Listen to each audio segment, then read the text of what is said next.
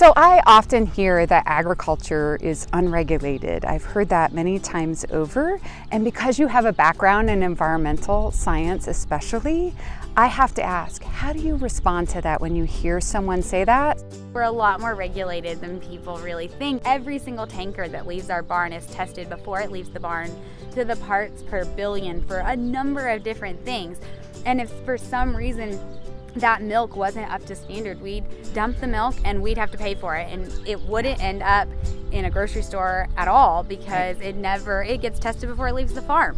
And that statement I think surprises people. You know, we are regulated on like a food side from FDA, USDA, and then where my area comes into is obviously that we're regulated on water use, how much nutrients we use out on our fields. So that comes from our state environment departments, that comes from EPA.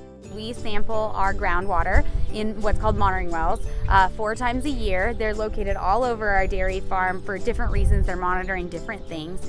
We check the water that's in our lagoon, so we collect all the water that's used in the barn. Okay, what's a lagoon? Yeah, all the water that we use in our barn is collected into basically what looks like kind of a lined pond. And it's really nutrient rich. It picks up some manure along the way when you're cleaning out the barn. So we sample that 4 times a year, and then we ultimately use that water to water our crops. They call it wastewater. I like to call it green water because it's got great things for growing crops in it. And then we sample our soil in our crops once a year in the fall as well to kind of give us a baseline of what nutrients, what's the health of our soil. Everything goes back to soil health.